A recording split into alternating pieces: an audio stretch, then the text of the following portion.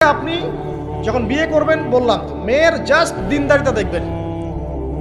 হ্যাঁ, এর উপর যদি সৌন্দর্য থাকে আলহামদুলিল্লাহ, বংশ ভালো হয় আলহামদুলিল্লাহ, মেয়ের অর্থ সম্পদ আছে আলহামদুলিল্লাহ। যদি এগুলোর কোনোটাও না থাকে, দিনদারিতা থাকে, জাস্ট ওটাকে দেখেন, আর কিছু দেখার দরকার নেই, কিছু দেখার দরকার নেই।